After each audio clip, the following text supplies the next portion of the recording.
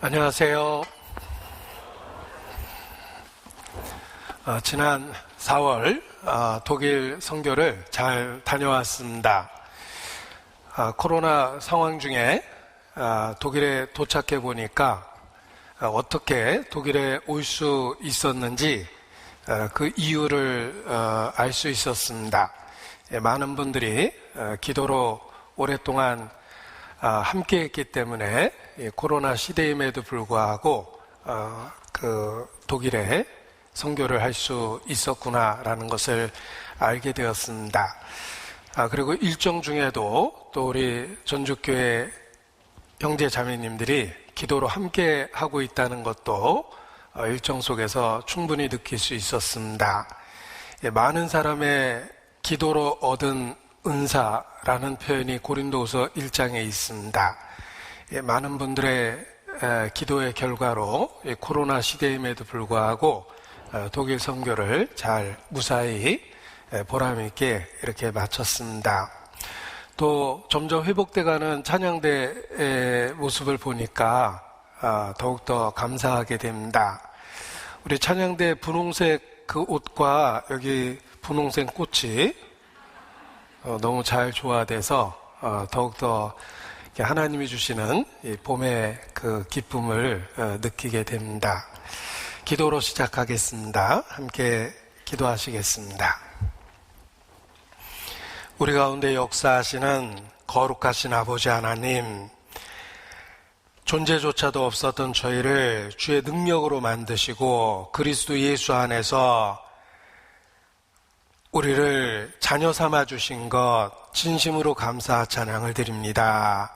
또 주님의 거룩한 몸된 교회에 지체와 일원으로 양육받고 보호받으며 이 땅에서 살 수 있도록 매일의 삶을 붙잡아 주시는 것도 주님께 감사 찬양을 드립니다.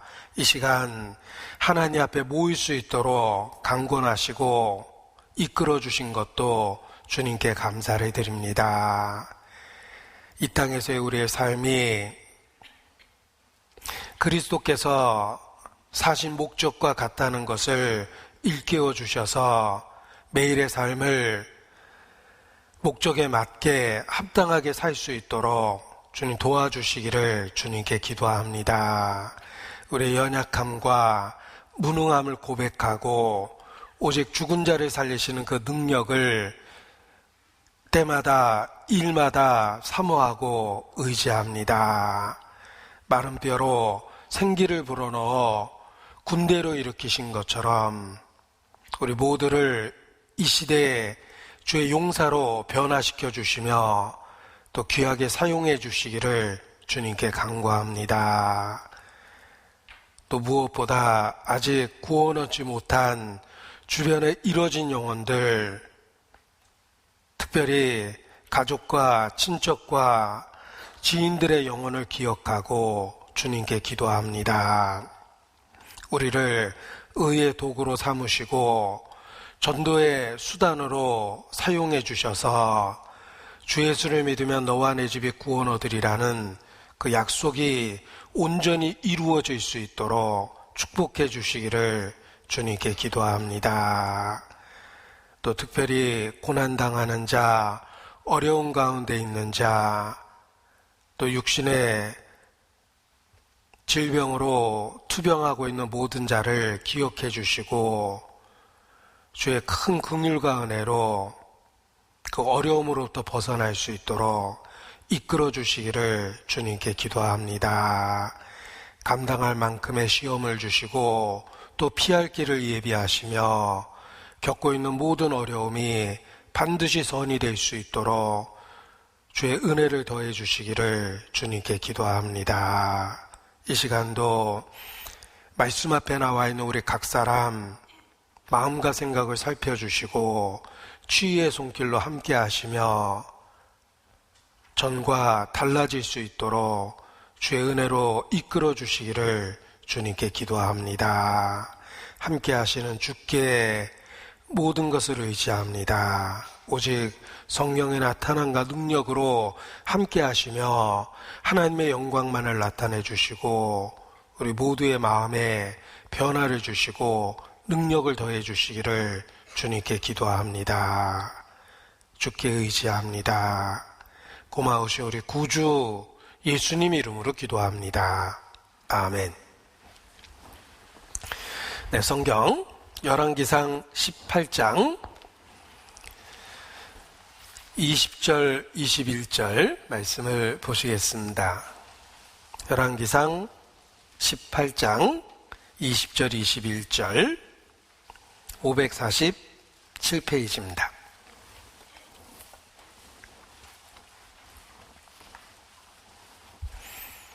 (20절) 21절 아합이 이에 이스라엘 모든 자손에게로 보내어 선지자들을 갈멜산으로 모으니라. 21절 함께 읽겠습니다. 엘리야가 모든 백성에게 가까이 나아가 이르되 너희가 어느 때까지 두 사이에서 머뭇하려느냐.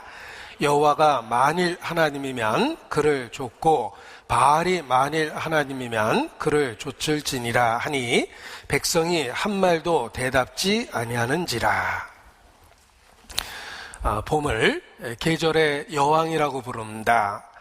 그 이유는 봄이 희망을 주고 또 새로운 활력을 주는 계절이기 때문에 그렇다고 생각합니다. 자연을 살펴보면 이 만물의 생명력, 특별히 겨울을 이기고 새롭게 시작하는 그 활력을 자연 속에서 충분히 볼 수 있습니다. 그리고 또 5월은 특별히 가정과 관련한 날들도 많이 있기 때문에 가정과 가족의 소중함을 자연스럽게 일깨우는 그런 계절이기도 합니다.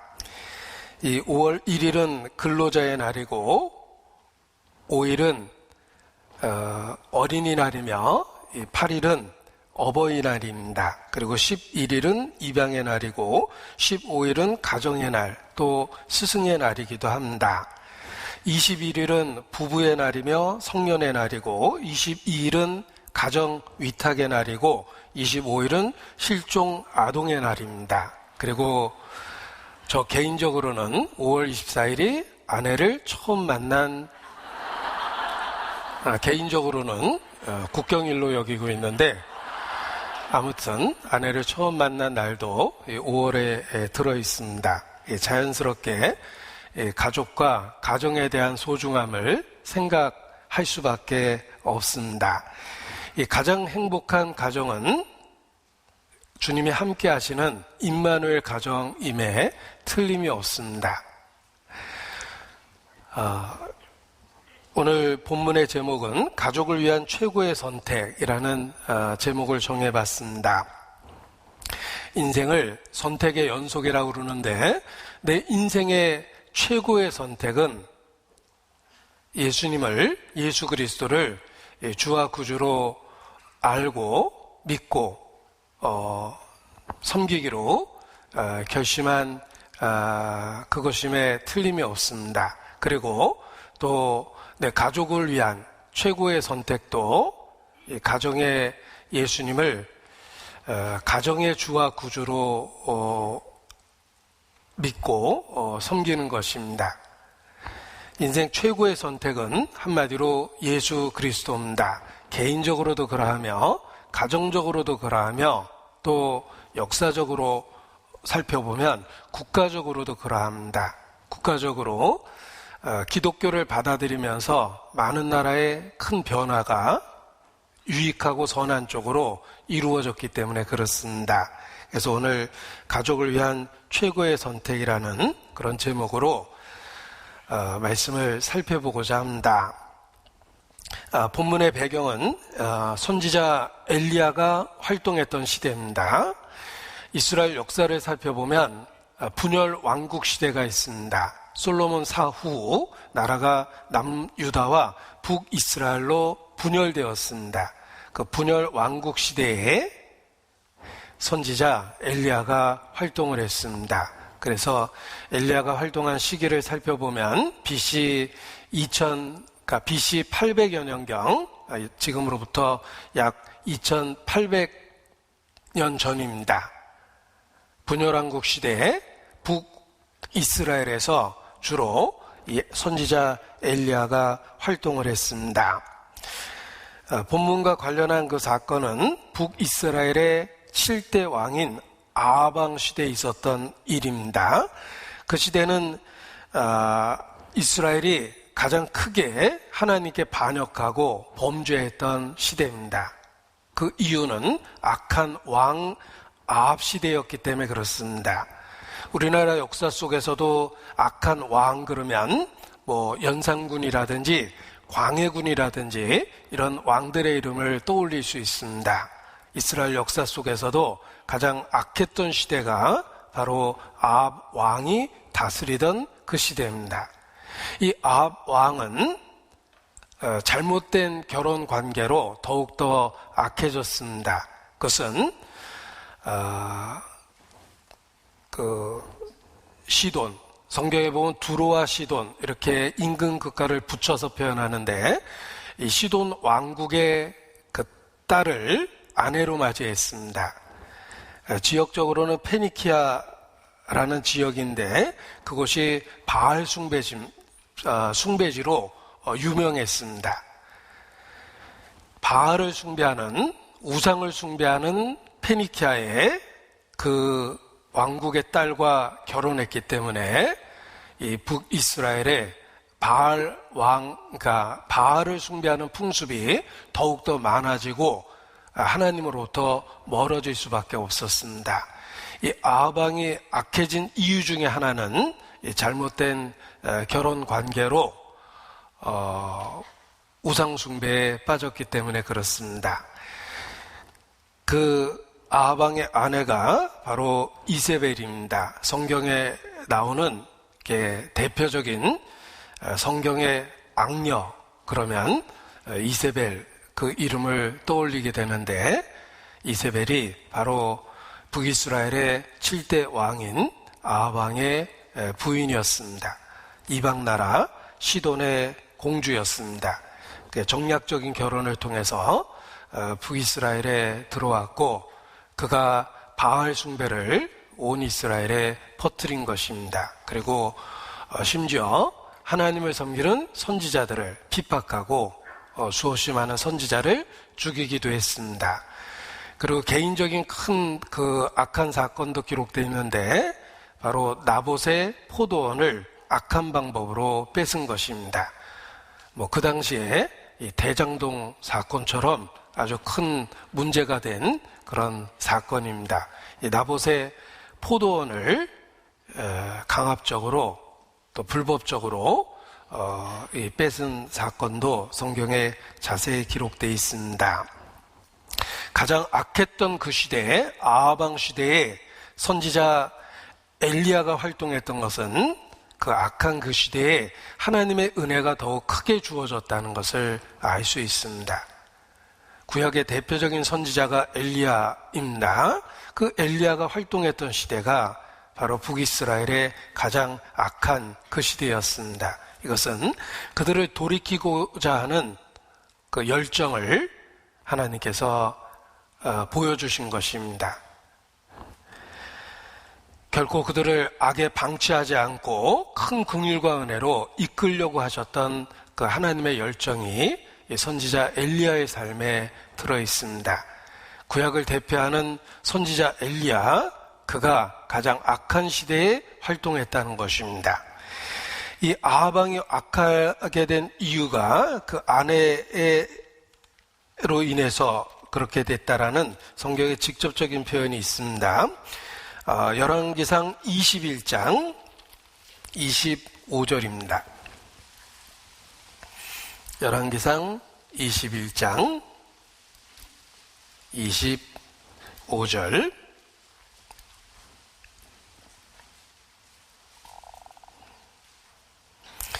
예로부터 아합과 같이 스스로 팔려 여호와 보시기에 악을 행한 자가 없음은 저가 그 아내 이세벨에게 충동되었습니다.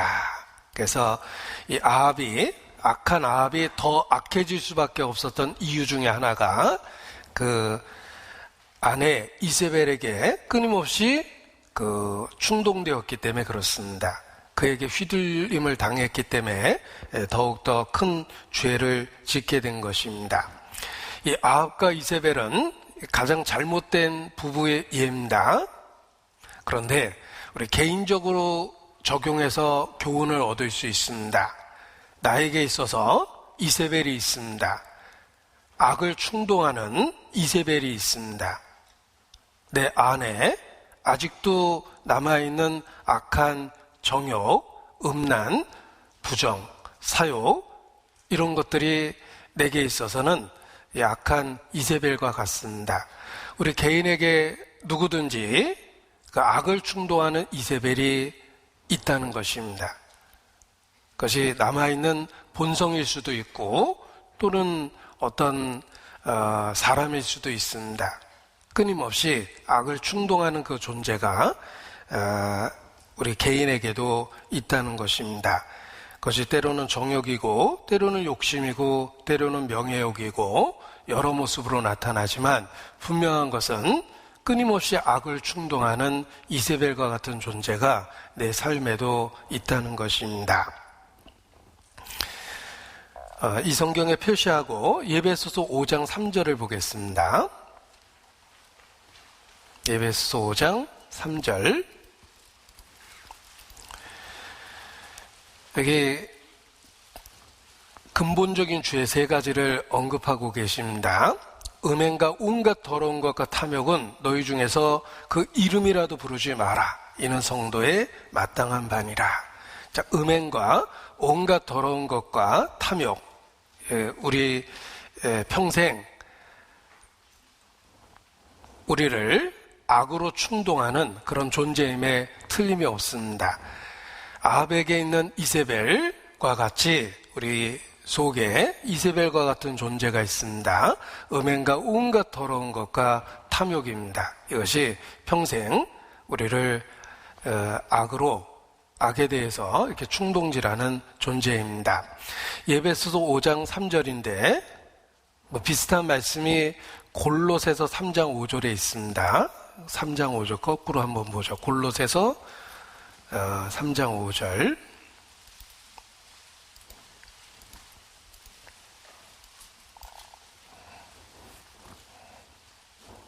같이 읽겠습니다.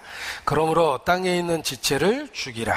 곧 음란과 부정과 사욕과 악한 정욕과 탐심이니 탐심은 우상숭배니라. 탐심은 우상숭배니라. 우리 본성 속에 이 바알을 숭배하려는 본능이 있다는 것입니다. 시대에 따라서 형태만 바뀝니다. 그 시대는 바알입니다. 우리 시대에는 여러 다른 모양으로 나타나는데 그 근본적인 죄는 똑같다는 것입니다. 탐심이 우상숭배입니다. 바알 숭배하는 것처럼 그 탐심이 그러한 죄와 똑같다는 것입니다. 이성에 대한 탐심은 악한 정욕, 음란함으로 나타납니다. 물질에 대한 탐심은 돈에 대한 욕심, 재물에 대한 욕심 이런 것으로 나타납니다.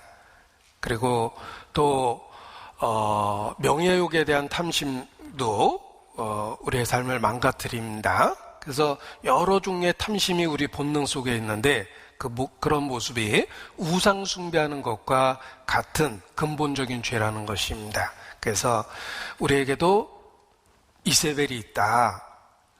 악을 충동하는 이세벨과 같은 존재가 있는데 땅에 있는 지체라고 일컬어지는 우리 속에 남아있는 본성들입니다. 대표적인 본성이 성적인 그 음란함을 거론하고 부정과 사욕과 악한 정욕 이렇게 말씀하셨는데 이런 모든 죄가 근본적으로 우상 숭배하는 죄와 같다는 것을 일깨워 주십니다. 그래서 일평생 그 아내 이세벨에게 충동되어 악을 행한 아합처럼 우리의 본성 속에도 악을 충동하는 이세벨과 같은 존재가 있다는 것을 기억하면 우리의 삶을 더 어떻게 제어하고 살아야 될지 교훈을 성경을 통해서 얻을 수 있습니다. 이 가장 악한 아합왕이 다스리던 시대에 이스라엘은 우상숭배, 바알숭배라고 일컬어지는 우상숭배와 하나님에 관한 신앙이 섞이기 시작했습니다. 그러면서 점점 더 하나님으로부터 멀어진 것입니다. 그때 엘리야가 그 온 이스라엘에게 결단을 촉구합니다. 너희가 오늘날 섬길 자를 택하라 라는 결단을 요구합니다. 너희가 어느 때까지 두 사이에서 머뭇머뭇하겠느냐. 너희의 섬길 자를 택하라. 여호와가 만일 하나님이면 그를 좇고 바알이 만일 하나님이면 그를 좇을지니라. 머뭇머뭇하는 이스라엘 백성, 오락가락하는 이스라엘 백성, 그들에게 선택을, 결단을 요구하고 있습니다. 이 엘리야의 메시지가 사실 이 마지막 때를 살아가는 우리 모두에게 주신 메시지입니다. 인생은 선택이고 우리는 매일의 삶에서 선택을 합니다. 그 선택 앞에서 엘리야는 우리에게 결단을 촉구하고 있는 것입니다. 너희가 어느 때까지 머뭇머뭇하겠느냐.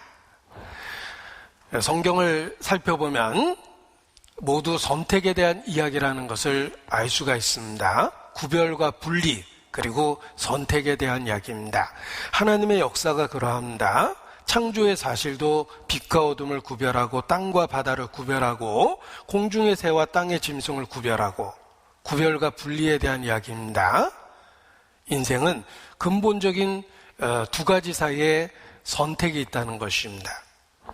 그래서 천국 비유 자체도 알곡과 쭉정이, 곡식과 가라지, 좋은 물고기와 나쁜 물고기, 양과 염소, 그리고 착하고 충성된 종 또는 악하고 게으른 종, 천국과 지옥, 축복과 저주, 빛과 어둠, 대조적인 구별된 세계가 있고, 그리고 인생은 그 가운데 선택이다라는 것을 일깨워 주십니다.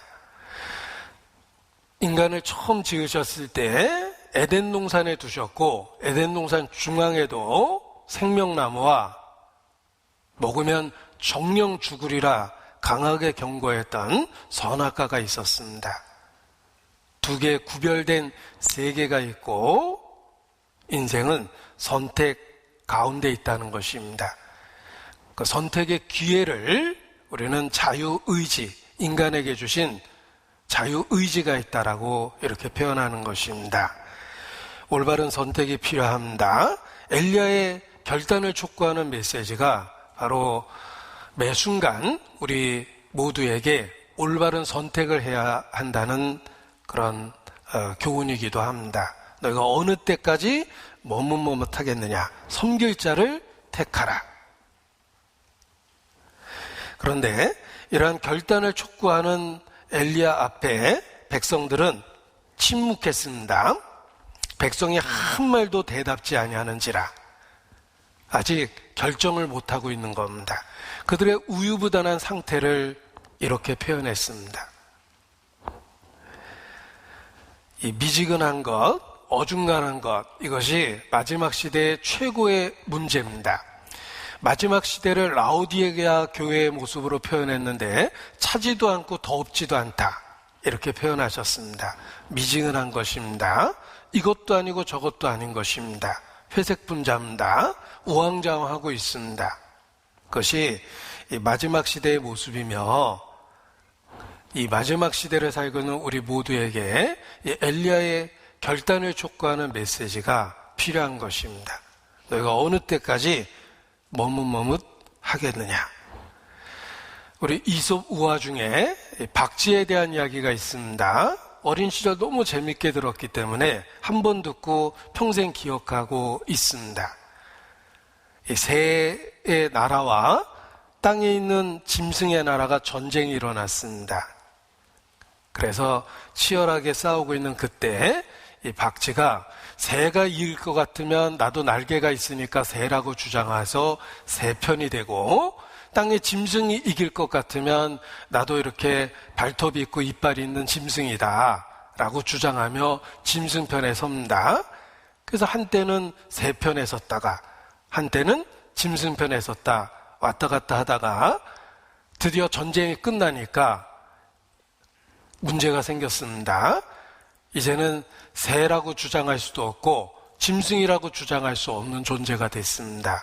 그래서 너무 부끄러워서 그때부터 동굴에서 살았다. 뭐 이런 이야기가 박쥐에 대한 이솝우화입니다. 우리 시대도 배트맨이 많습니다. 배트가 박쥐죠. 박쥐 인간이 많습니다. 영적으로 배트맨이 많아요. 악도 아니고 선도 아닙니다. 머뭇머뭇합니다. 탐심, 온갖 우상숭배와 엮어진 죄에서 벗어나지 못합니다. 그리고 또 한편으로는 하나님에 대한 신앙을 인정하기도 합니다. 하나님도 섬기고 세상 것도 섬기고 적당한 중간을 취해서 삽니다. 그것이 마지막 시대의 큰 잘못된 모습이라는 것을 이 라오디게아 교회의 모습으로 일깨워 주신 것입니다. 미지근한 것입니다. 차지도 않고 덥지도 않습니다. 우리 시대 신앙의 최고의 적은 어중간한 겁니다. 머뭇머뭇하는 그런 어중간한 모습이 우리의 신앙을 철저하게 망가뜨리고 있는 것입니다. 미국 남북전쟁 당시에 한 병사가 꾀를 냈습니다. 위에는 북군의 옷을 입고 아래는 남군의 옷을 입고 다닌 겁니다. 그러면 전쟁터에서 안전할 거라고 생각을 한 것입니다. 그런데 의외의 일이 벌어졌습니다. 위에는 북군의 옷을 입었으니까 북군은 아랫도리를 주로 쏘고 이 남군은 밑에 남군의 군복을 입었으니까 주로 총을 위에다 쐈다. 결국은 위아래로 총 맞고 죽었다. 뭐 이런 이야기가 있는데 만든 이야기겠지만 큰 교훈이 됩니다. 그 어리석은 그 사람의 모습처럼 영적으로 우리가 하나님에 대한 신앙과 우상숭배라고 일컬어지는 탐지심을 뒤섞어서 살아가는 것입니다. 그리고 자기 욕심을 들어주는 하나님, 자신의 삶의 수호신 같은 그런 잘못된 하나님의 개념을 받아들이고 그러고 사는 것입니다. 그것이 이 마지막 시대의 모습입니다. 그러한 사람에게 엘리야는 이 결단을 촉구합니다. 너희가 어느 때까지 머뭇머뭇 하겠느냐, 이렇게 결단을 촉구합니다. 우리가 마땅히 그리스도 안에서 고백해야 될 결심과 결단이 있습니다. 그것이 바로 믿음에 대한 고백인데 그 믿음의 의미를 가장 잘 설명하고 있는 구절이 갈라디아서 2장 20절입니다. 우리가 대부분 외우고 있고 또 멜로디를 붙여서 노래를 부르기도 합니다. 갈라디아서 2장 20절 살펴보겠습니다.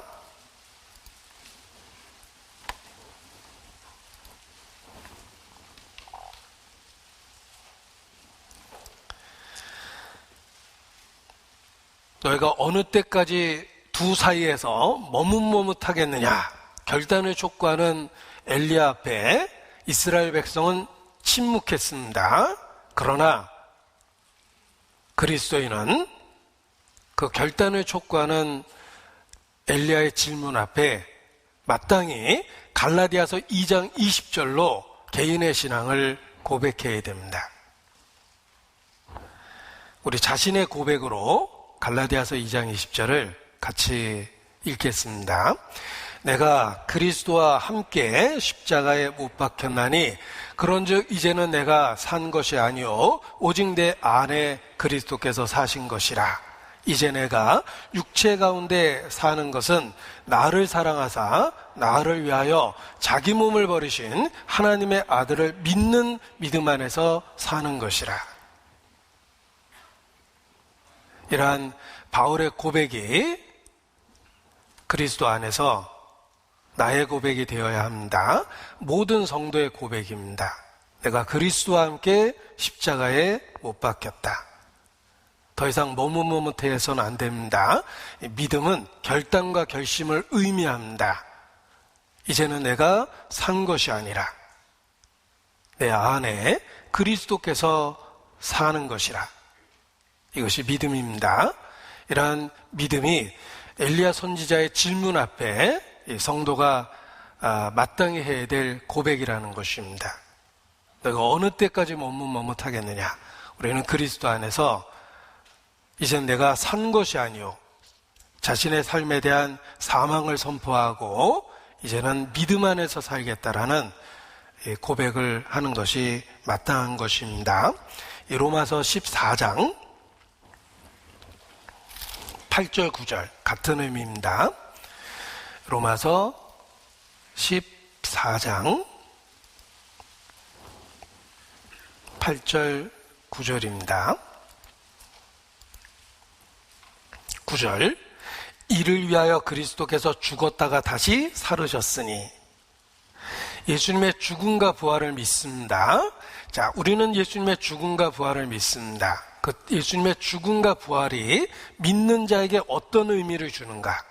이를 위하여 그리스도께서 죽었다가 다시 살으셨습니다. 예수님의 죽음과 부활이 우리에게 어떤 의미를 주는지를 이 구절을 통해서 알 수 있습니다. 이를 위하여, 이것을 위해서 예수께서 죽고 부활하셨기 때문입니다. 예수님의 죽음과 부활을 믿는다는 것이 우리에게 어떤 의미입니까? 로마서 14장 8절 9절이 답을 주고 있습니다. 우리가 살아도 주를 위하여 살고 죽어도 주를 위하여 죽나니 그러므로 사나 죽으나 우리가 주의 것이로다. 이를 위하여 그리스도께서 죽었다가 다시 살으셨으니 곧 죽은 자와 산 자의 주가 되려 하심이니라. 자, 주는 소유권을 갖고 있는 주인이란 뜻입니다.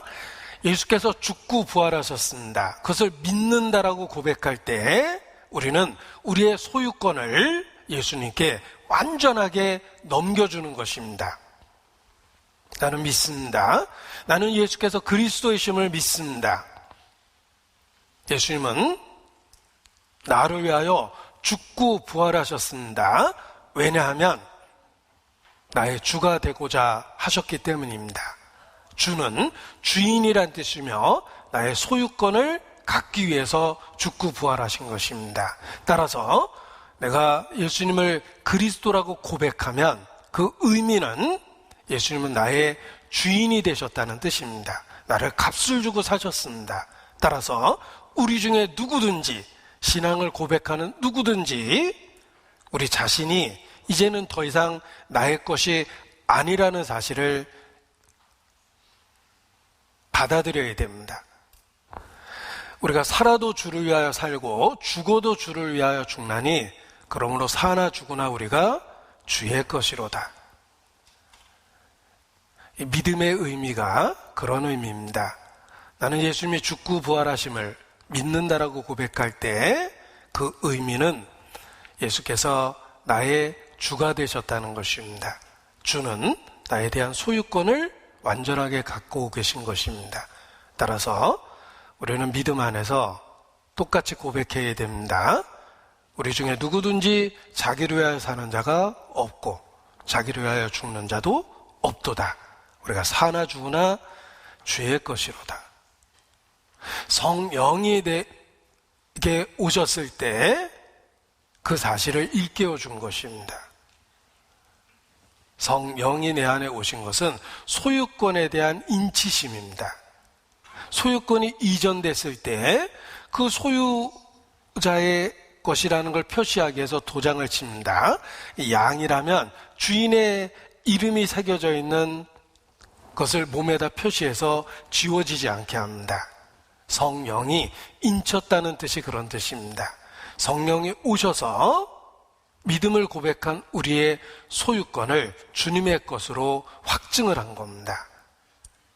그래서 믿는다라는 의미가 소유권에 대한 이전이다 라는 것을 알고 받아들이고 적용해야 합니다. 성령은 우리의 소유권이 주님에게 있다는 사실을 확증하신 것입니다. 고린도전서 12장입니다. 고린도전서 12장 3절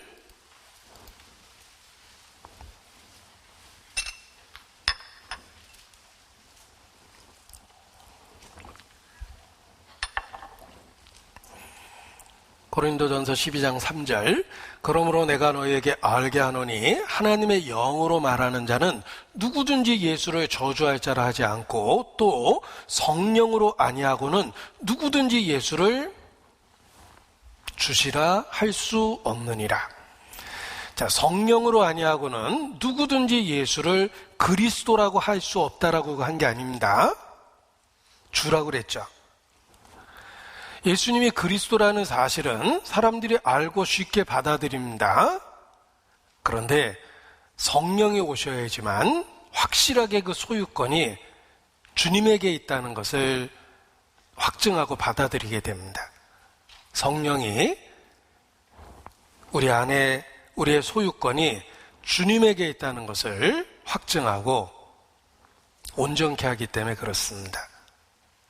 그 사실을 우리가 마땅히 당연하게 받아들이게 되는 것입니다. 그래서 주님이 이끄시는, 성령이 이끄시는 삶을 살게 되는 것입니다.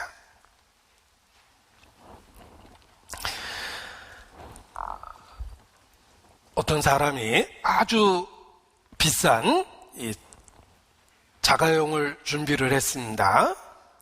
그리고 운전기사를 모집을 했습니다.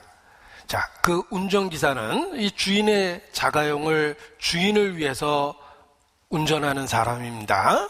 그런데 만약 이 운전기사가 주인의 자가용을 갖고 개인적인 볼일을 봅니다. 집에 있는 쓰레기를 치우기 위해서 가득 채우고 쓰레기장에 갖다 버렸습니다. 냄새가 자동차 자가용에 가득 배었습니다. 또 생선 남은 거 좀 얻어가느라고 그 주인의 자가용에다가 잔뜩 실어가지고 생선을 옮기기도 했습니다. 그 생선의 악취가 또 자가용에 배기도 했습니다. 그리고 주인 자가용을 관리하지 않고 온갖 그 오물을 다 묻히고 다닙니다. 만약 그러한 자가용 기사가 있다면 주인으로서 얼마나 화가 나겠습니까? 하물며 우리의 소유권을 갖고 계신 주님께서 우리의 삶을 살펴볼 때 혹 그런 잘못된 기사 같은 모습이 없겠습니까? 우리 자신이 주님의 것이라고 분명하게 말씀하셨는데 우리가 육체를 갖고 악한 데 사용합니다. 악한 말을 하고 악한 마음을 가득 품고 악한 행동을 하고 삽니다. 우리의 소유권을 갖고 계신 주님께 합당치 않은 것입니다.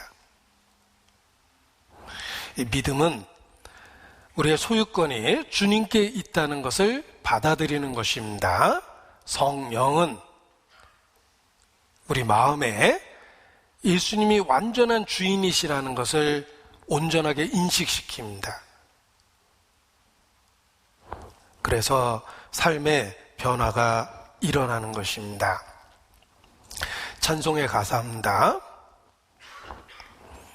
살아도 주를 위해 죽어도 주를 위해 사나 죽으나 난 주의 것 십자가의 능력 십자가의 소망 내 안에 주만 사시는 것.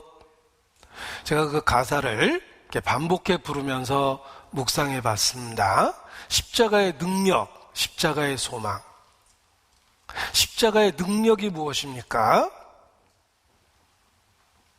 내 안에 주가 사시는 것, 그것이 십자가의 능력입니다. 나를 위해 죽고 부활하셨다는 사실을 받아들일 때 그 십자가의 능력이 내 삶에 나타나기 시작합니다. 사나 죽으나 난 주의 것, 살아도 주를 위해 죽어도 주를 위해, 그것이 십자가의 능력입니다. 복음을 믿음으로 받아들이고 성령이 우리의 믿음을 인을 치면 소유권에 대한 인정이 매일의 삶에서 이루어집니다. 그래서 주님의 것이라는 걸 인정하기 때문에 아까 자가용 운전사 예를 든 것처럼 자신의 육체를 함부로 할 수가 없는 것입니다. 그리스도의 지체를 갖고 악의 수단과 도구로 사용할 수가 없는 겁니다. 그것이 십자가의 능력입니다. 십자가의 진리를 받아들이면 우리의 삶에 그러한 구별과 분리가 이루어지는 것입니다. 너희가 어느 때까지 머뭇머뭇하겠느냐라는 엘리야의 결단을 촉구하는 질문 앞에 우리는 믿음으로 대답해야 됩니다. 내가 그리스도와 함께 십자가에 못 박혔다. 이제 내가 육체 가운데 사는 것은 나를 사랑하사 나를 위하여 자기 몸을 버리신 하나님의 아들을 믿는 믿음 안에서 사는 것이라. 그 믿음은 우리 자신이 주의 것이라는 것을 받아들이고 적용하게 만들어주는 것입니다. 자, 이 엘리야의 결단을 촉구하는 질문 앞에 가장 모범적인 답안을 한번 성경에서 찾아봤습니다. 시대는 다르지만 여호수아의 신앙 고백이 이 엘리야의 결단을 촉구하는 질문에 대한 가장 모범적인 답이구나라는 생각을 했습니다. 여호수아 24장입니다.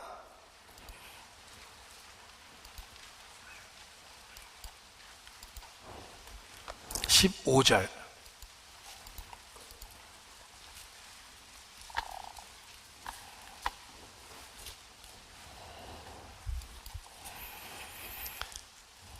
여호수아 24장 15절.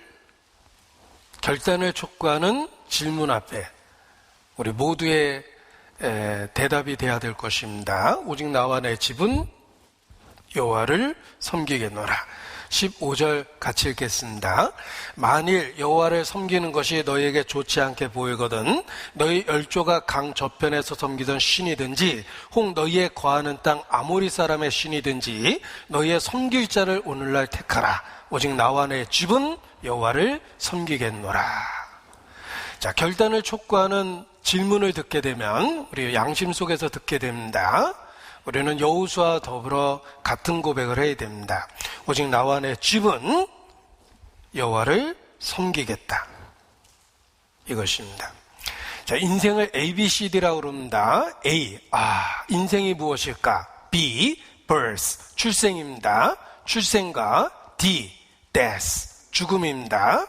출생과 죽음 사이에 C, choice, 선택이다. 나의 초이스는 Christ, 그리스도입니다. A, B, C, D는 탄생과 죽음 사이에 나의 선택은 그리스도다 라는 그런 진리를 일깨워 줍니다. 그것이 인생 최고의 선택임에 틀림이 없습니다. 오직 나와 내 집은 여호와를 섬기겠노라. 자, 이러한 신앙의 고백과 결단이 세겜이라는 지역에서 이루어집니다. 이 세겜은 성경적으로 아주 특별한 곳입니다. 여호수아 24장 1절. 여호수아가 이스라엘 모든 지파를 세겜에 모으고, 자, 이 세겜에서 이루어졌던 일입니다. 이 세겜이 이스라엘이 여리고를 점령했을 때 온 이스라엘 사람들을 세겜에 세워놓고 그 앞에 그림신산과 에발산이 있습니다. 6개의 지파를 그림신산에 세워놓고 축복을 선포하며 또 6개의 지파를 에발산에 세워놓고 저주를 선포합니다. 그것이 바로 세겜입니다. 이 세겜은 선택에 따라서 어떤 결과가 주어지는지를 교훈해 준 것입니다. 그린신산 또는 에발산, 축복과 저주입니다. 이 땅에서 너희가 어떤 선택을 하느냐에 따라 너희의 삶에 축복이 있고 또는 저주가 있다. 그것이 바로 세겜입니다. 이 세겜이라는 그 지역에서 여호수아가 신앙의 결단과 결심을 선포한 것입니다. 오직 나와 내 집은 여호와를 섬기겠노라. 너희도 오늘날 선택하라. 이 세겜이라는 지역과 어울려져서 우리에게 잊지 못할 교훈을 주고 있는 것입니다. 그리고 또 성경을 살펴보면 이 세겜은 아브라함이 내 본토 친척 아비집을 떠나 내가 내게 지시할 땅으로 가라 라는 하나님의 말씀에 순종해서 가나안 땅에 들어왔을 때 처음으로 단을 쌓고 여호와 이름을 불렀던 곳, 그것도 바로 세겜입니다. 창세기 12장 6절로 7절입니다. 세겜이 특별한 의미가 있다는 것입니다. 아브라함이 그 땅을 통과하여 세겜, 땅 모래 상수리 나무에 이르니 바로 그곳에서 단을 쌓고 여호와의 이름을 불렀습니다. 세겜은 아브라함이 가나안 땅에 들어와서 처음으로 단을 쌓고 여호와의 이름을 불렀던 것입니다. 저는 개인적으로 구약 성경을 읽을 때 믿음의 선진들이 단을 쌓고 여호와의 이름을 불렀더라라고 이렇게 반복된 행동을 합니다. 그때마다 그리스도를 기억합니다. 우리의 믿음의 선진들은 제단을 쌓고 여호와 이름을 불렀습니다. 신약시대 우리는 그리스도 안에서 그리스도를 부르는 것입니다. 누구든지 주의 이름을 부르는 자는 구원을 얻으리라 라는 말씀을 기억하십시오. 구약시대는 제단을 쌓고 가는 곳마다 여호와의 이름을 불렀습니다. 신약시대 우리는 그리스도 안에서 그리스도를 주와 구주로 부르고 외칠 때 바로 응답을 받게 되는 겁니다. 그래서 이 구약 성경에 단을 쌓고 여호와 이름을 불렀더라라는 구절이 그리스도에 대한 믿음을 일깨워 주기 때문에 마음에 큰 위로를 주게 됩니다. 아브라함이 처음으로 가나안 땅에서 단을 쌓고 여호와 이름을 부른 그것이 바로 세겜입니다. 또 야곱이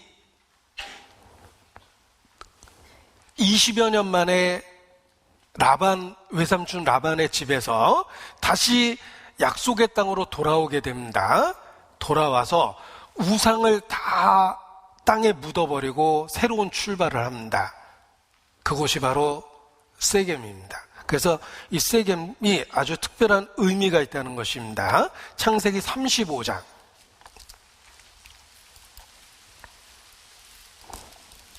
4절,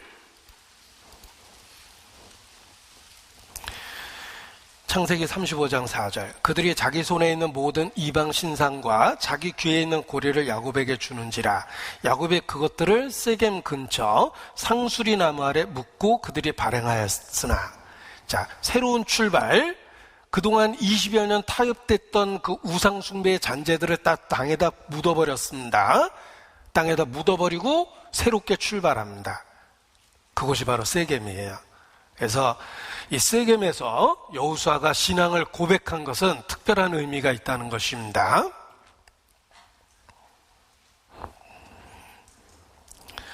우리도 마찬가지입니다. 이 매일의 삶 속에서 세겜, 축복과 저주를 기억하고 하나님이 예비하신 축복을 위해서 여호수아와 더불어 같은 신앙의 고백을 해야 하는 것입니다.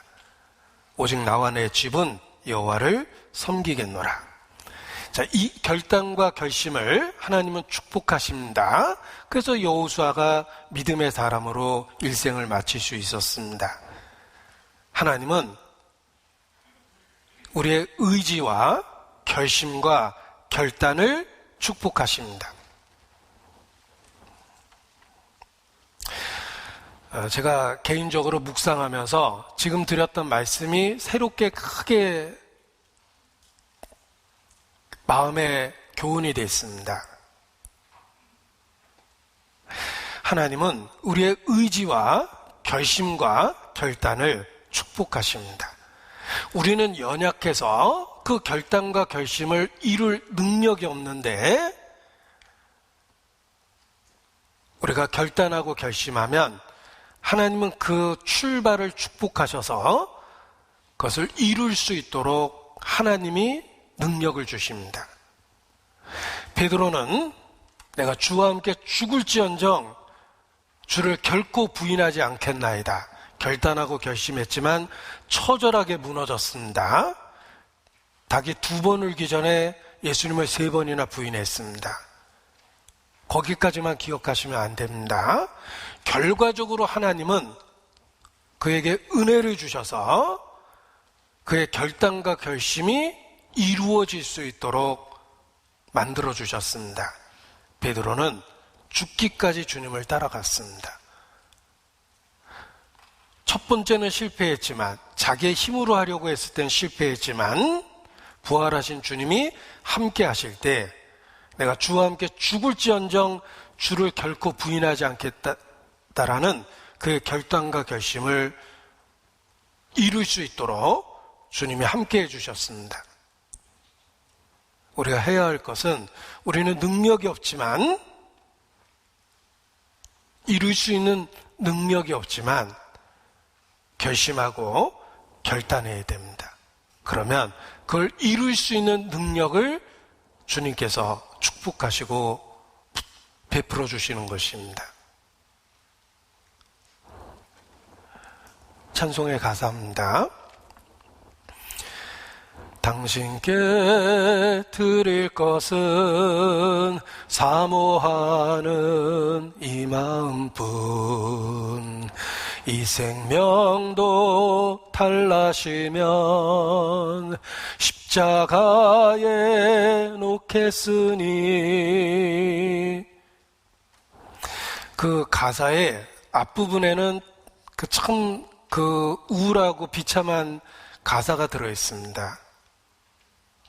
주님, 왜 이렇게 초라한 모습으로 만들어 놓으셨나요? 그런데 주님은 우리의 결단과 결심을 이룰 수 있도록 축복해 주십니다. 우리는 능력이 없습니다. 우리 자신은 초라하지만 결단과 결심을 주님의 제단 위에 매일매일 올려놓으면 주님은 그 결단과 결심을 축복하셔서 주님 자신이 그것을 이루어 주십니다. 그것이 십자가의 능력이에요. 열왕기상 14장입니다. 가장 악한 집안에 그래도 선한 한 사람이 있었습니다. 열왕기상 14장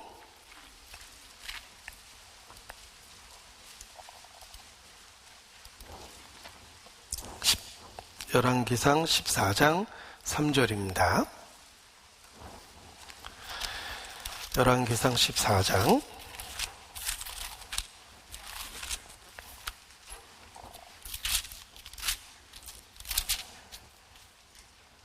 13절입니다.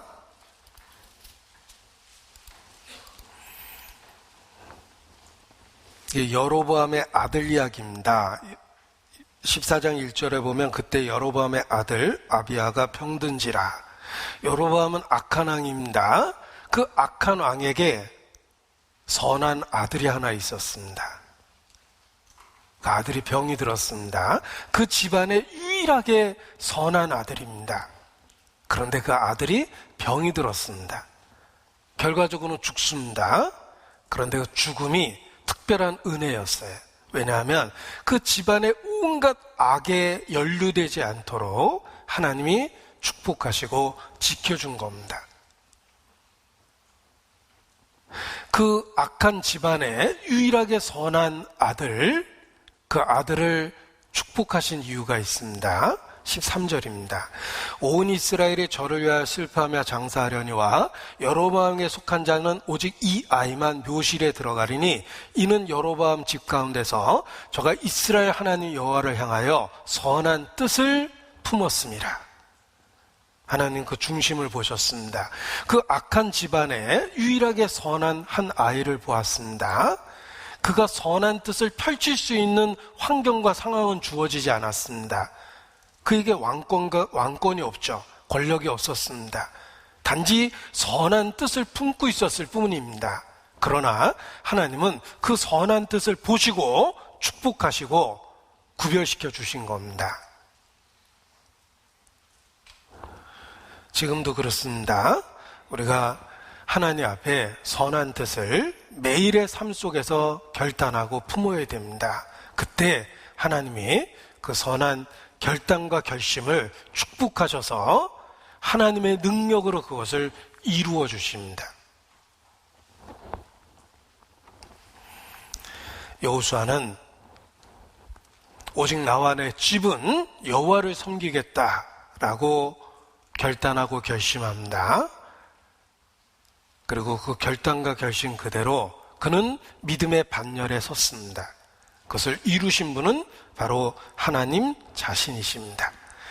여호수아의 고백을 다시 한번 생각해 보십시오. 오직이라는 말은 다른 사람 어떠하든지 상황이 어떠하든지 그럼에도 불구하고 신앙을 지키겠다, 이런 뜻입니다. 오직 나와 내 집은 여호와를 섬기겠노라.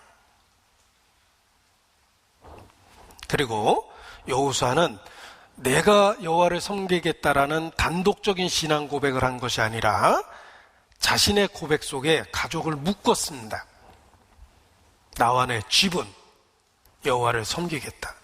가족을 자기와 운명 공동체로 묶은 겁니다. 우리가 이 땅에서 살 때도 가족을 운명 공동체로 묶습니다. 가족이 예를 들면 슬픔을 겪으면 온 가족이 함께 겪습니다. 어떤 위기를 겪으면 함께 해결하려고 합니다. 내 문제니까 너 혼자 해. 이게 가족이 아닙니다. 가족은 운명 공동체예요. 이 땅에서도 함께 묶습니다. 영적으로도 묶여야 되는 거예요. 여호수아가 그러했습니다. 자신의 신앙 고백으로 끝낸 게 아니라 나와 내 집은 여호와를 섬기겠다라는 고백으로 자신을 가족과 영적으로 묶어놓은 겁니다. 우리나라 사람들, 우리 언어는 우리라는 말을 많이 사용합니다. 신앙적이라고 생각합니다. 공동체적인 책임이 있고 공동체적인 운명이 있다는 것입니다. 특별히 가족이 그렇습니다. 우리도 나만 잘 믿으면 되는 게 아니라 가족을 운명 공동체로 묶어서 함께 가야 되는 거예요. 함께 가야 된다는 것을 이 여호수아의 고백을 통해서 일깨울 수 있습니다. 특별히 이 5월이 이 가족과 관계된 날들이 많기 때문에 이 신앙생활을 자연스럽게 가족하고 연결시키게 됩니다. 그것이 성경적입니다. 가족에 대한 하나님의 계획이 있다는 것을 아셔야 됩니다. 10계명도 분석해보면 무려 5계명이 가족관계와 관련이 있습니다. 하나님은 우리를 홀로 단독으로 살도록 짓지 않았습니다. 내가 태어날 때 나의 선택은 아니지만 가족이 있었어요. 이 우주의 많은 별들을 살펴보다 보면 하나님은 별 하나, 사람 하나 그렇게 만들 수도 있었습니다. 그런데 우리를 굳이 이 수없이 많은 별들 중에 지구라는 한 별에 모여서 살게 하셨습니다. 복잡한 인간관계 속에서 살게 하셨습니다. 그것은 서로의 관계 속에 책임이 있다는 것을 가르쳐 주는 것입니다. 우리라는 말 그대로 우리는 영적으로도 공동체적인 운명 속에 있었다는 걸 기억해야 됩니다. 그 공동체적인 운명의 첫 단위가 바로 가족입니다.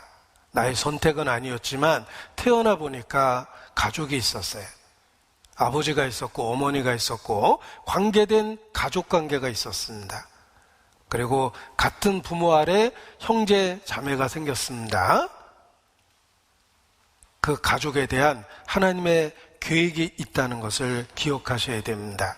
그래서 10계명에도 가족과 관계돼서 5개의 계명이 이렇게 엮어져 있는 것입니다. 하나님이 사람을 단독으로 지으신 것이 아니라 아담을 지으시고 아담의 갈비뼈로 아내를 지으셨습니다. 그래서 최초의 가족 관계를 만드셨는데 최초의 가족 관계는 부부입니다. 자녀가 아니고 부부입니다. 최초의 가족관계는 부부입니다. 이것은 자식이 없어도 가족과 가정이라는 단위가 이루어진다는 뜻이에요. 최초의 그 가족관계를 자녀로 시작한 게 아닙니다. 부부로 시작한 것은 혹 자녀가 없다 하더라도 남편과 아내가 최초 꼭 필요한 가족관계 구성원이다 라는 것을 가르쳐 주기 위해서입니다. 그리고 최초의 그 관계가 부부라는 것은 가정은 자녀를 중심으로 살아가는 것이 아닌 부부를 중심으로 살아가야 되는 것이라는 진리도 일깨워 줍니다. 부부의 관계가 깨지면 자녀의 삶도 그 안에서 같이 깨지게 돼 있어요.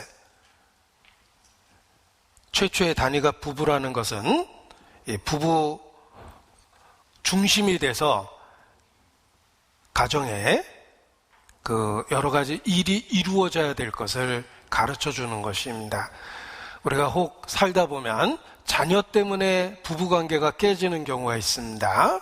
예를 들면 멀리 자식을 유학 보내기 위해서 무슨 기러기 아빠 이런 거 있죠. 자식의 장래를 위해서 자신의 삶을 희생했다는 긍정적인 의미도 있지만 최초의 가족을 구성하는 부부라는 관계를 흔들어 놓은 것이라는 잘못된 선택도 있는 것입니다. 이 최초의 가족의 단위가 부부라는 것은 우리가 어떤 결정을 하고 살아야 될지를 일깨워 줍니다. 옛 어른들은 지혜로워서 남편과 아내를 가장 소중히 여기고 가정생활을 했습니다. 저희 어린 시절에는 이 가족이 이렇게 함께 식사를 해도 가장을 중심으로 식사를 합니다. 가장을 중심으로 식사를 하고 그 다음에 아이들 식사를 챙겼습니다.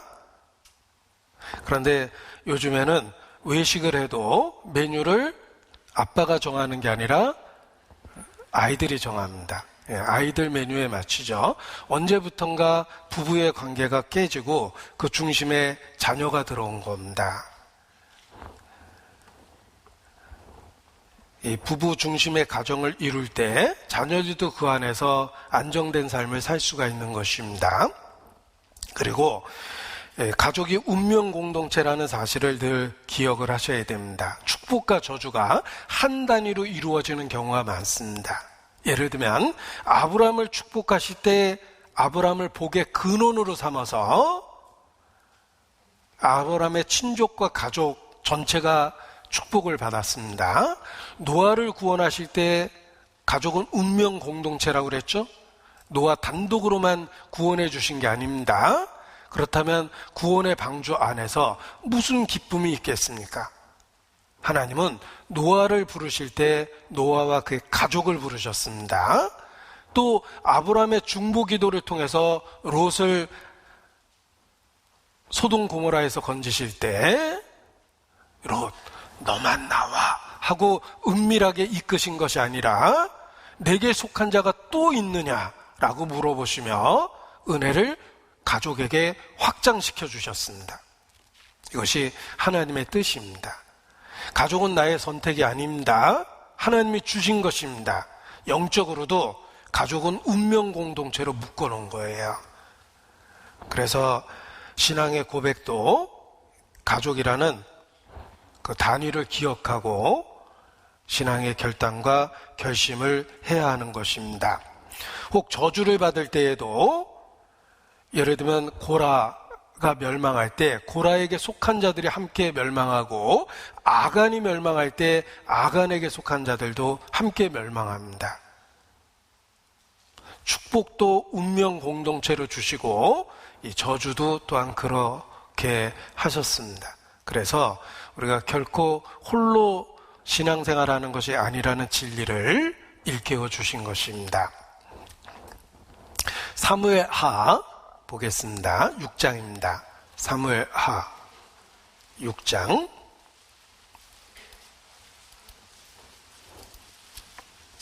11절입니다. 사무엘하 6장 11절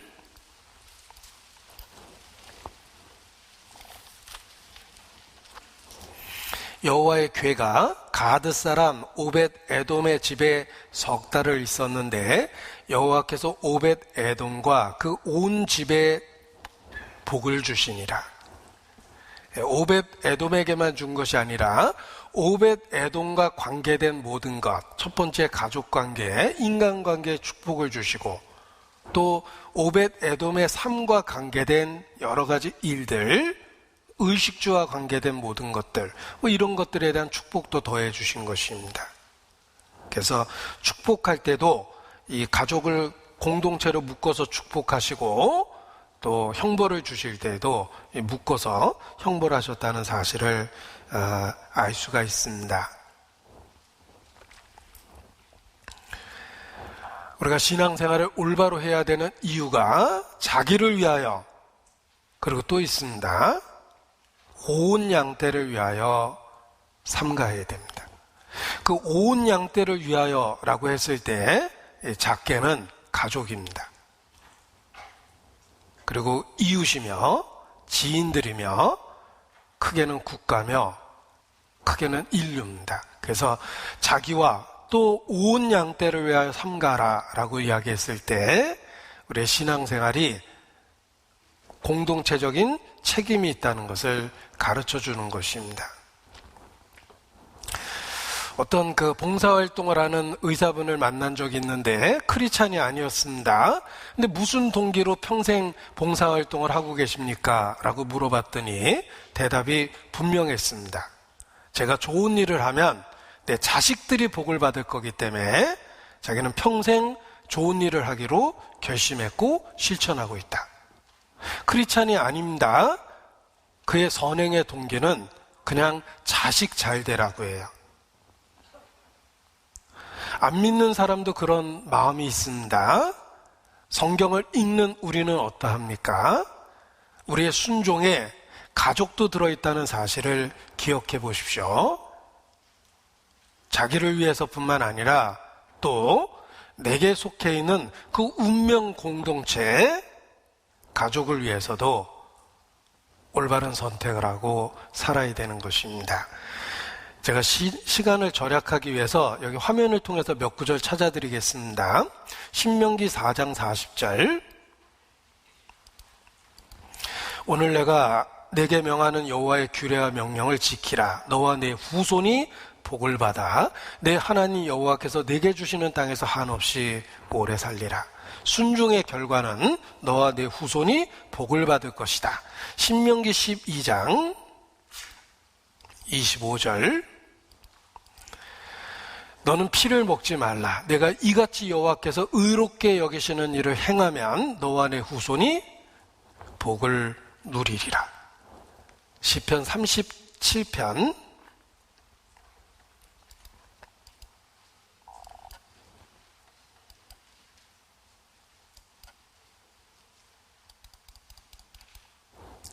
37편 25절. 내가 어려서부터 늙기까지 의인이 버림을 당하거나 그 자손이 걸식함을 보지 못하였도다. 저는 종일토록 은혜를 베풀고 구워주니 그 자손이 복을 받는도다. 하나님에 대한 순종의 결과가 당대에 그치는 것이 아닙니다. 천대까지 은혜를 베풀리라 라는 말씀도 있습니다. 그 후손에게 그 복을 더하신다는 것입니다. 따라서 우리는 자기 자신을 위해서뿐만 아니라 내게 속해 있는 그 운명 공동체, 가족과 지인과 또 교회, 그 운명 공동체를 위해서도 올바른 결단과 결심을 하고 살아야 되는 것입니다. 그리고 하나님께서 우리에게 가족과 가정을 주신 이유는 그 관계를 통해서 우리를 훈련하기 위해서입니다. 그래서 가정과 가족은 인생 훈련소와 같다라는 표현을 쓰는 것입니다. 우리는 태어나서 죽기까지 한 가지 역할만 하는 건 아닙니다. 우리는 아기로 태어나서 유년기를 거쳐 청소년기를 거쳐서 그리고 장년과 노년에 이르기까지 다양한 모습으로 변화됩니다. 한마디로 탄생부터 죽음까지를 살펴보면 우리는 모든 역할을 다 한 거예요. 누군가의 자식 역할도 했고 누군가의 부모 역할도 합니다.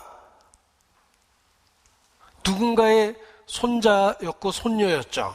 또 어느 순간에 누군가의 할머니가 되고 할아버지가 됩니다. 조부모가 되는 거예요. 우리는 탄생부터 죽음까지 여러 가지 모습을 거치면서 인생 7, 80년을 살아갑니다. 한마디로 모든 역할을 다 해본 거예요. 직장으로 이야기하면 직장에서 요구되는 모든 일을 다 옮겨가면서 다 해본 것과 같습니다. 그 다양한 역할과 경험을 통해서 신앙적으로 연단되고 성장하며 성숙하는 것입니다. 그래서 이 가족과 가정이 일종의 신앙의 훈련소와 같다는 것입니다. 그래서 가정은 크리스찬의 인격을 훈련시키기 위해 하나님이 규정해 놓으신 장소이다. 이 좋은 얘기는 마르틴 루터가 한 이야기입니다. 하나님은 가정과 가족, 그 관계 속에서 일상을 가지고 훈련하십니다. 우리가 살다 보면 여러 가지 희노애락을 경험하게 됩니다. 건강한 순간도 있고 병약한 순간도 있고 형통한 순간도 있고 공고한 순간도 있습니다. 경제적으로 여유 있는 때도 있고 경제적으로 불안정한 때도 있고 혹 갑작스러운 위기가 찾아올 때도 있습니다. 하나님이 주신 거예요. 하나님 그 다양성을 통해서 우리를 끊임없이 연단하고 훈련하고 성숙해 하십니다. 그래서 그 하나님이 주신 다양한 상황을 받아들이고 그 가운데 믿음을 지키면 결국 그 다양한 상황이 반드시 우리에게 유익이 되게 되어 있습니다. 하나님은 일상을 가지고 우리를 훈련하시기 때문에 그렇습니다. 그리고 하나님은 사랑이시라는 그 진리도 이 가족, 가정, 그 최초의 구성원에서 배워나가는 겁니다. 난 어린 시절 사랑을 받지 못했다. 그 결핍을 통해서 진정한 사랑을 사모하게 되고 하나님이 그 내가 누리지 못했던 그 사랑을 완전하게 채워주십니다. 그래서 내가 새롭게 갖게 된 가족관계 속에서 그 사랑을 줄 수 있는 여유를 주시는 거예요. 내 어린 시절에 혹 사랑의 결핍이 있었다 하더라도 하나님하고의 관계로 충만함을 받고 그래서 나눠줄 수 있는 새로운 위치를 갖게 되는 것입니다. 그래서 좋은 것이든 나쁜 것이든 하나님은 내가 갖고 있는 모든 환경을 통해서 하나님은 사랑이라는 진리를 경험하게 만들어주는 것입니다.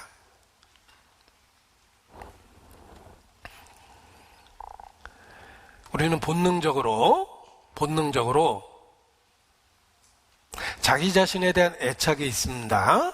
그리고 하나님이 주신 가족관계를 통해서 그 자기 자신에 대한 애착이 가족관계로 확대돼요. 그래서 자식을 자기 몸처럼 정상적인 부모는 사랑하게 됩니다. 아이가 배고프면 그 배고픔의 고통을 부모가 똑같이 느낍니다. 그래서 내 입에 들어가는 것보다 아이 입에 먼저 넣어주고 그 후에 자기 입에 들어가게 되는 거예요. 우리는 하나님이 주신 그 가족관계를 통해서 본능 속에 있었던 자기의 애착을 확대시킨 거예요. 믿음은 그 대상을 더 넓게 확장시켜 줍니다. 그래서 육신적인 아무 관계가 없는 사람을 형제 자매라고 부르고 믿음은 가족에게만 있었던 사랑을 그들에게까지 확장시켜 줍니다.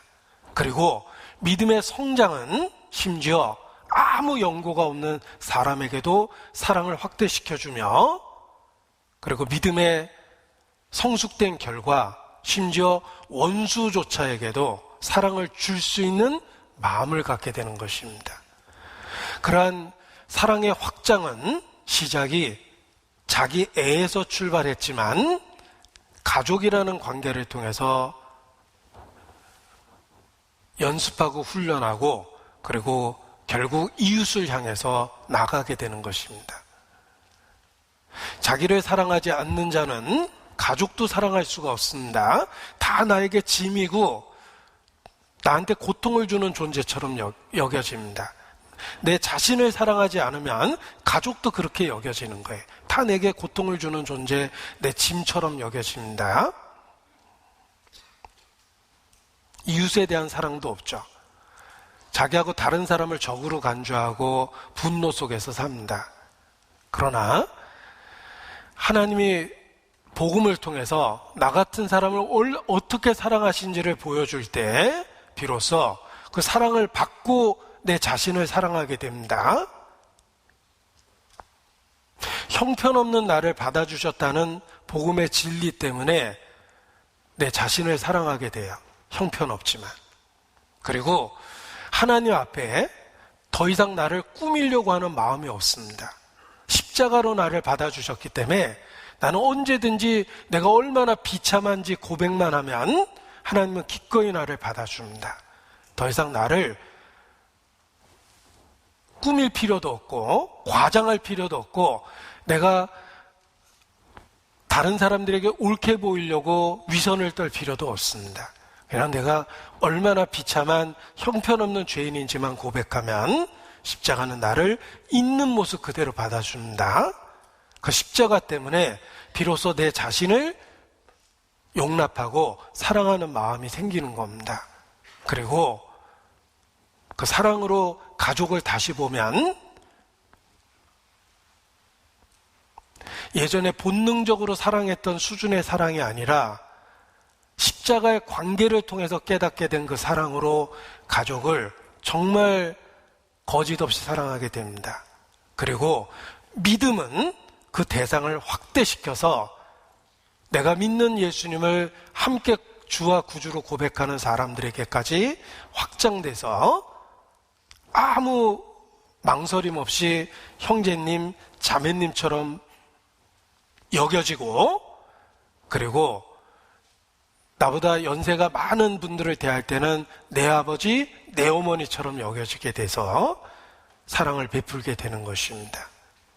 이 가족관계를 통해서 우리는 연단도 받지만 사랑의 의미도 배워나가는 것입니다. 그리고 하나님은 우리를 그 가족이라는 최초의 선교지로 우리를 보내십니다. 내가 대부분 시간을 투자하는 곳이 가정이고 가족일 수밖에 없습니다. 우리의 최초의 선교지예요. 그것에서부터 전도의 열정을 갖게 되고 그리고 신앙의 성장을 따라서 그 대상을 확대하게 되면 세계 선교까지 하게 되는 것입니다. 그래서 가족이 주님 안에서 운명 공동체라는 것, 영적으로 더욱더 그러합니다. 그 운명 공동체라는 것을 기억하면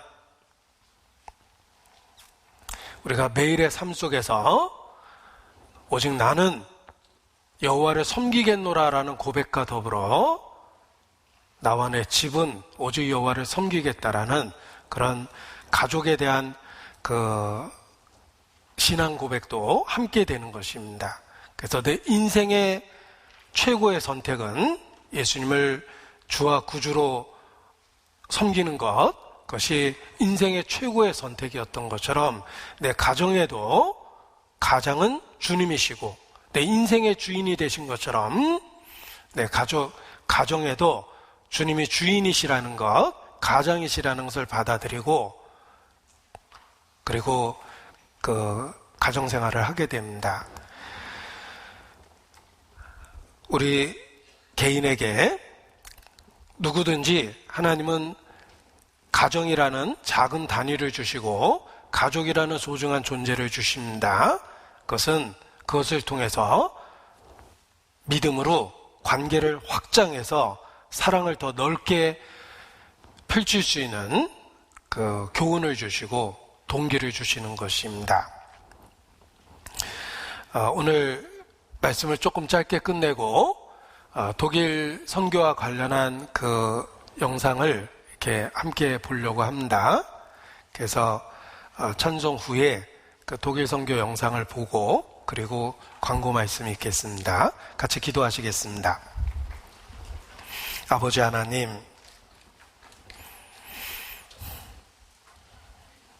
믿음의 선진들처럼 주의 이름을 부르고 소망 가운데 살 수 있도록 모든 은혜를 허락해 주신 것 주님께 감사를 드립니다. 믿음의 내용뿐만 아니라 우리의 삶의 모습이 또 믿음의 선진들처럼 될 수 있도록 주님 주장해 주시고 이끌어 주시기를 주님께 기도합니다. 특별히 가족, 친척, 지인, 우리에게 주신 그 소중한 영혼들을 기억하고 주님께 기도합니다. 우리 각 사람을 의의 도구로 삼으셔서 주 예수를 믿으면 너와 내 집에 구원 얻으리라는 그 약속의 말씀이 우리 각 가정에 이루어질 수 있도록 축복해 주시기를 주님께 간구합니다. 주께 모든 것을 의지합니다. 고마우신 우리 구주 예수님 이름으로 기도합니다. 아멘.